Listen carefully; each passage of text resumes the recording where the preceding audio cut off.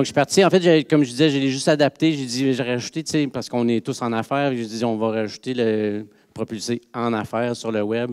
Puis je suis allé, bon, on parlait d'attitude, on parle de savoir-être en affaires. C'est mon petit côté mentor là, qui amène cet aspect-là. Donc, on va mettre le terrain, on va mettre les choses en place, on va parler de quelques chiffres. En fait, je voulais vous mettre mon objectif, c'est de mettre l'urgence en place. Tu sais, je pense que tout le monde sait que c'est important le web, c'est important l'Internet en affaires, mais je pense que de mettre l'urgence en place, tu sais, le fameux tableau urgence d'un côté, important de l'autre, on essaye de dire, de rester dans le mode important, mais on est toujours pris à travailler sur l'urgence. Regardons l'urgence. 36 milliards de personnes sont connectées sur Internet aujourd'hui dans le monde. Ça représente 40 %. Là, on parle du monde en entier. Récemment, j'étais en voyage dans un pays du tiers-monde, le Népal. 3 jours de marche à l'endroit où est-ce que le dernier véhicule était capable de monter. Je voyais descendre des gens qui faisaient du transport en mule avec son petit bâton pour taper la dernière mule qui avançait, puis dans l'autre main, il tenait son téléphone cellulaire, puis il était en train d'avoir une conversation. Donc, l'Internet, les communications, les télécommunications, ils sont rendus partout, même si on a encore de la misère à avoir de l'Internet de l'autre côté de Stoke. 88, à la différence, 88,5 % des Canadiens sont branchés. On est au même niveau. En fait, les Américains sont considérés par leur grand nombre en 20e position de branchement dans le monde. Nous, on est à la 21e position. Ça représente 32 millions de personnes au Canada sur les 36 millions qu'on est. Bon, j'ai mis des références, là, mais on n'ira pas les voir. Faites-moi confiance. 76 %, on parlait de cellulaire tantôt, 76 % des Canadiens possèdent un smartphone, donc un téléphone intelligent à partir duquel, en fait, on appelle ça encore un téléphone intelligent, mais appelons ça plutôt un ordinateur de poche qui peut aussi faire des appels. Ça, c'est des données de l'année passée, des données, en tout cas, d'une année qui vient de se terminer. On fait des chiffres, on met des choses en place. 2 milliards de personnes sont actives mensuellement sur Facebook. Ça représente 55 % du fameux 33,6 milliards de personnes tantôt. Fait que si vous n'êtes pas sur Facebook, vous manquez probablement quelque chose. Tu sais. Il y en a du monde. Là. Bon, un autre chiffre, parce qu'on est en affaires. Tu sais, c'est bien le fun. Facebook, c'est pour s'amuser. L'Internet, c'est pour avoir du fun, ça ne coûte rien. 57 % des Québécois, on parle entre nous autres, là. C'est nous autres, j'aurais pu aller chercher des statistiques mondiales ou des statistiques américaines, mais parlons de Québécois. C'est des données du CEFRIO, une agence qui est ici à Montréal, qui fait ce genre d'études-là, qui publie régulièrement sur le commerce électronique. 57 % des Canadiens. Puis là, si vous regardez, je me suis permis d'aller chercher mon groupe d'âge à moi. On commence à avoir des cheveux gris, ça commence à paraître. Je ne peux plus le cacher. On est la dernière cohorte, ou disons la première qui a commencé à goûter à l'Internet, puis on dépasse même la moyenne. Fait que si vous dites, ma clientèle n'est pas sur Internet, mais c'est parce que votre clientèle, ça représente peut-être les retraités, 27 % de la population. Sinon, il y a ceux d'en haut, là. Là, on parle du 25, 30, maximum 40 % de la population qui n'ont jamais fait un achat sur Internet. Puis là, on fait les données, la plupart du temps, sont calculées en laissant tomber les billets de voyage puis les billets d'événements, comme vous avez peut-être payé ici. Je ne me souviens plus si Dobson utilisait Eventbrite aujourd'hui. C'est pas compté, ça, dans ces statistiques-là. Je poursuis. 64 % des cyberacheteurs, donc ceux qui ont déjà acheté sur Internet, ont dépensé jusqu'à 1 000 $ en achat en ligne dans l'année 2016. Fait que c'est pas... Ça, c'est durant l'année. C'est des statistiques. Moi, je le regarde d'une autre façon parce que je me dis, c'est le fun, là. 64 % ont acheté au moins ou au maximum, en fait, 1 000 $. Moi, je regarde ça de l'autre côté. Je me dis, crime, il y a 34 % des Québécois dans la dernière année qui ont acheté plus de 1 000 $ durant l'année. Là, on commence à parler d'un sérieux morceau de portefeuille là, qui est allé dans les achats en ligne. On fait une généralité, on explose. Ça, c'est des statistiques que j'ai trouvées sur le Canada au complet. Là, on parle de pour 2017, lorsque ça sera complété, ou en tout cas, regardons aujourd'hui, 2016, où à peu près on est rendu, 35 milliards de dollars ont été dépensés dans le commerce électronique. Là, on parle quand on regarde les détails, on parle de vente de services et ou produits, mais excluant, encore une fois, les billets de voyage et les tickets d'événements. Fait que ça commence à être sérieux, là, 40 milliards de dollars. C'est des petits chiffres, là. T'sais, on se dit, quand on regarde ici, on parle de... ça représente encore juste 7 de l'ensemble de toutes les transactions qui existent, mais on parle de à chaque fois que vous allez au restaurant, à chaque fois que vous allez à l'épicerie, à chaque fois que vous allez acheter un morceau de vêtement dans un magasin, juste 7 mais ça s'en vient. Et la tendance, comme vous voyez, se maintient. On va bientôt dépasser le 10 toutes transactions incluses.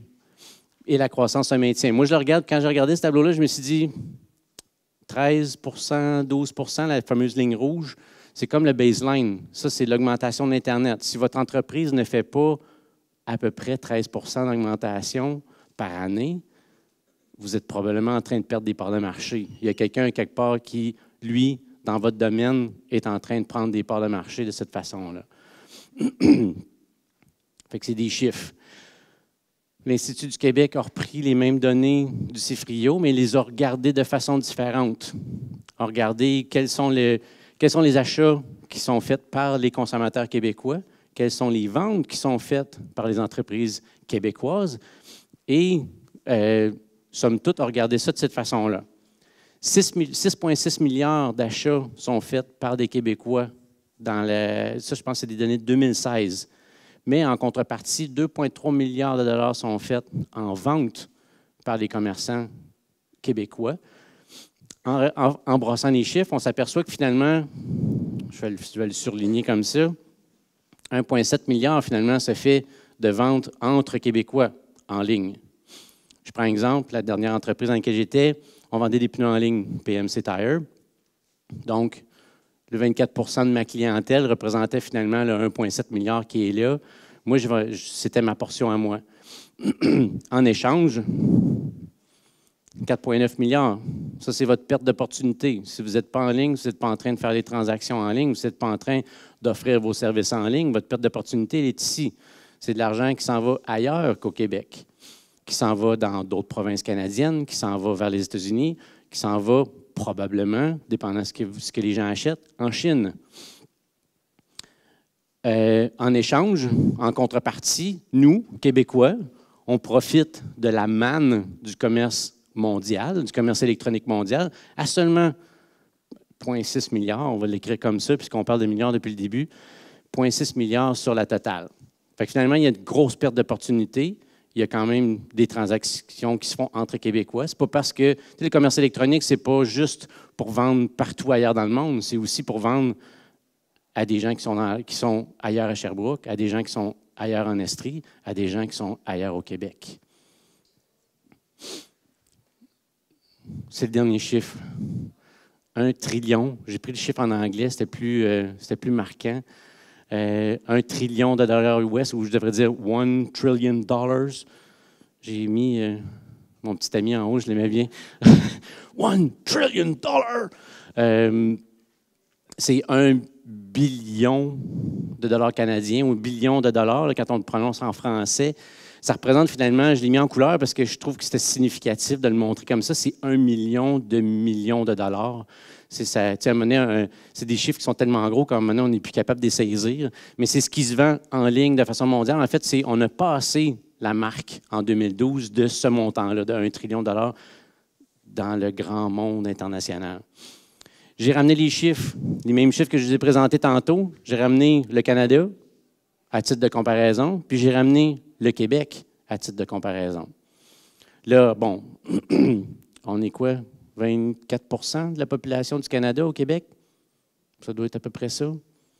Mais on fait 1,6 sur 30, finalement. Il y a de la place pour nous autres, là. Il y a en masse de place. Fait que si vous pensez que vous n'avez pas d'opportunité à le faire, c'est une démonstration qu'il y en a. On parlait d'attitude, j'y arrive. Je me suis dit, quand on m'a lancé quand on m'a dit hier à 3 heures, tu peux-tu faire une présentation?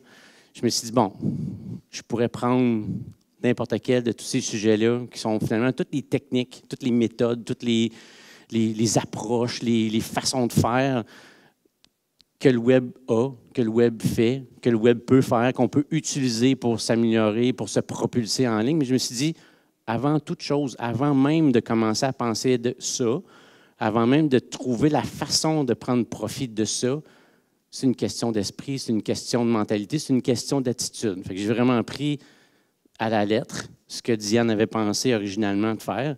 Puis j'ai dit, bon, on va partir avec les attitudes. Fait que finalement, je parle de savoir-être aujourd'hui. Le premier, focus client. On prend notre client. J'en parlais à d'autres personnes aujourd'hui.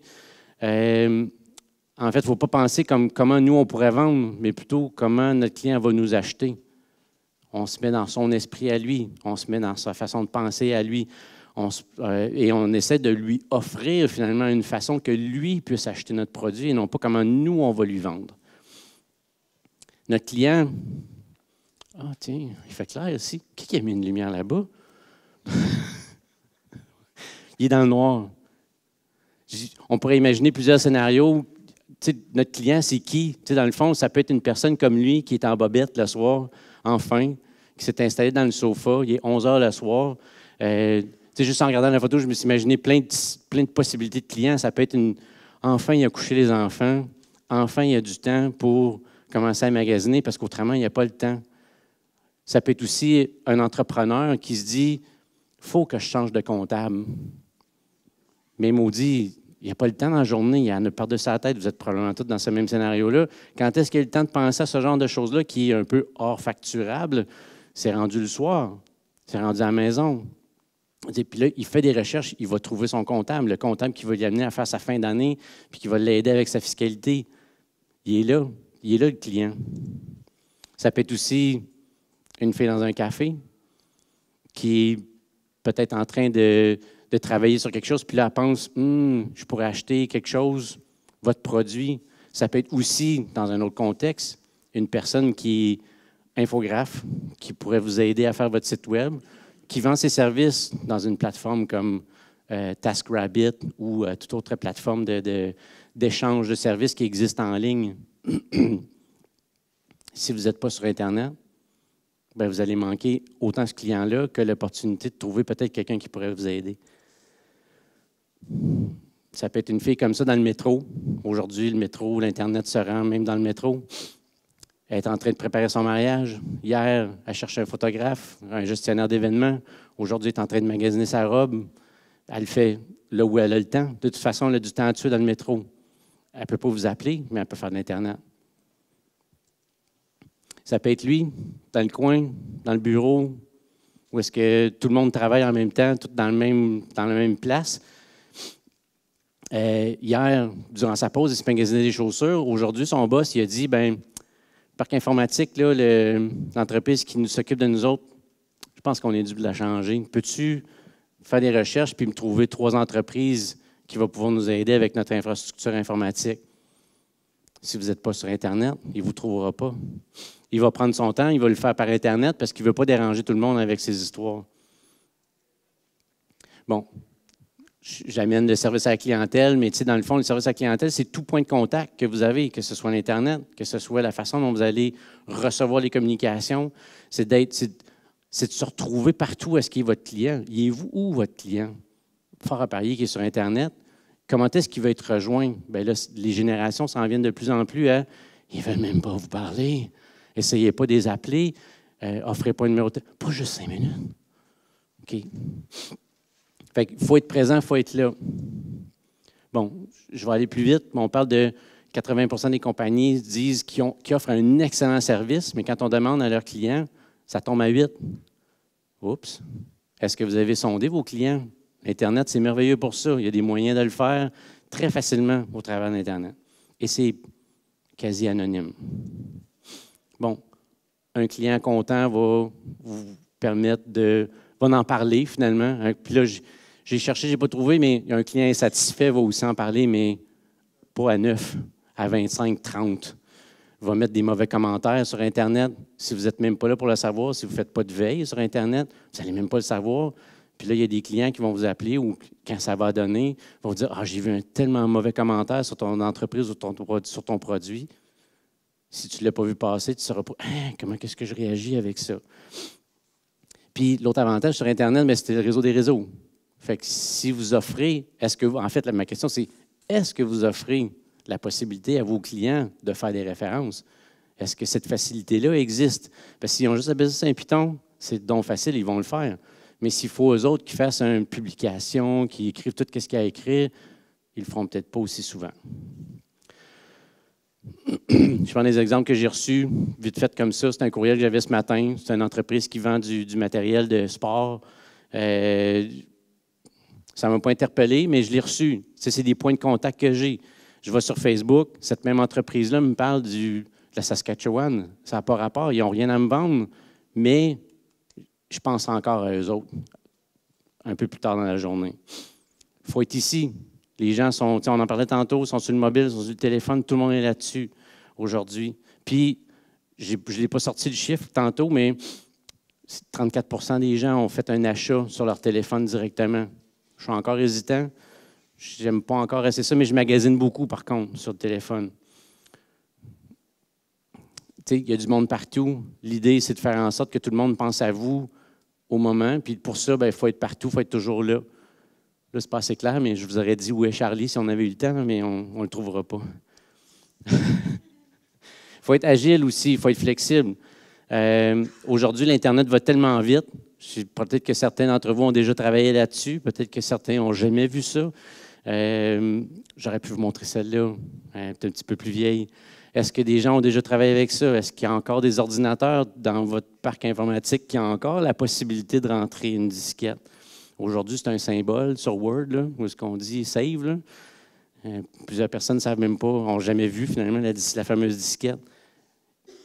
Qui a vu des téléphones comme ça, surtout d'en avoir 4-5 en ligne? Moi, il me semble que ça fait longtemps que je n'en ai pas vu, puis ça, encore plus depuis combien de temps je les ai utilisés. On oublie qu'il y a déjà eu des gens qui faisaient le switch. Ces métiers-là ont disparu. Le vôtre, c'est-tu le prochain? Je fais un clin d'œil à mon ami de la Pinte d'Alais. Un métier qui n'existe plus, mais je m'en souviens. On a déjà eu du lait livré chez nous. Cette phrase-là m'accroche à chaque fois que je la vois. Tu sais, c'est pas parce que... Oups, excusez-moi. C'est pas parce qu'on a toujours fait les choses comme ça que c'est nécessairement la bonne façon. Aujourd'hui, on s'entend. Ça a toujours marché, oui. Peut-être qu'on peut améliorer les choses aujourd'hui. Le problème, c'est ça. C'est la courbe ici. La croissance des technologies, la vitesse avec laquelle ça monte. On appelle ça la loi de Moore. Le monsieur de Intel là, qui a dit que les ordinateurs vont doubler en capacité à tous les 18 à 24 mois. Bien, on est en train de s'apercevoir que cette courbe exponentielle-là est en train de s'appliquer à peu près toutes les technologies. L'ordinateur, les panneaux solaires, l'ADN se développe aussi. Notre facilité à aller chercher l'information dans l'ADN se développe aussi à cette vitesse-là. Puis il y a plein de choses qui se développent à cette vitesse-là. Mais en même temps, notre capacité d'adaptation de l'humain, de suivre les technologies, ne suit pas aussi vite. Fait que si vous êtes dépassé par l'Internet aujourd'hui, ouf, vous n'avez pas fini. Google, la semaine passée, disait, c'est encore ce qu'on vendait l'année passée, mobile first, tout doit être mobile, mais les autres, ils ont dit, nous autres, on est rendu à d'autres choses. On est rendu à l'intelligence artificielle. Donc, tout va être, on pense à l'intelligence artificielle avant toute chose. C'est leur nouveau mantra. Fait que les autres, ils vont mettre de l'intelligence artificielle dans tous leurs produits, qu'ils soient mobiles ou autres. Tu m'accordes dessus? Ils sont avec une puce. Ils ont même développé une chip d'intelligence artificielle. C'est plus juste un logiciel. Quand tu vas montrer des dents. OK. Mais je vous laisse là-dessus. C'est une technique, disons, qui a été développée pour le Lean Startup ou le Lean Manufacturing, qui s'est appliqué au Lean Startup. Construisez ou fabriquez ou programmez ou développez quelque chose. Donnez-vous des unités de mesure, mesurez, puis apprenez des données que vous avez sorties puis à partir de l'apprentissage, bien, recommencer. Donc, l'idée, c'est d'aller dans une boucle itérative, de toujours essayer des choses. Fait que osez essayer, avancer, faites bouger les choses. Si vous voulez en savoir plus, Lean Startup, le livre de Eric Ries, très, très intéressant là-dessus. Je vais rapidement sur l'audace. Je vais être audacieux, on va aller vite. Pensez gros. T'es pas mal audacieux, là. Oui. On m'avait dit, si ça prend 10 minutes, ça prendra 10 minutes. Oui, non, mais ça en a pris plus. Pensez gros, commencez petit, mais commencez. Ça, je pense qu'il ne faut vraiment pas oublier ça. Bon, on va sauter sur les affaires qui étaient drôles. Il y avait l'idée, tu sais, je me suis souvenu, le Croc, les fameuses sandales, c'est un produit québécois. C'est des Québécois qui ont parti ça. Mais à un moment donné, ils ont manqué de vapeur, ils ont manqué de... Puis finalement, les Américains l'ont acheté, puis aujourd'hui, c'est une entreprise d'1 milliard de dollars. Fait que, tu sais, ils ont manqué. Merci, Pierre-Claude. Oui. On va te rappeler. Arrête donc. Alors, c'est pas pire pour un gars qu'on a appelé il y a 3 heures hier. C'est pas parce qu'on manquait de planification, c'est tout simplement parce qu'à pied levé, il a repris la présentation que Diane Nadeau était supposée faire. Exact. Merci beaucoup.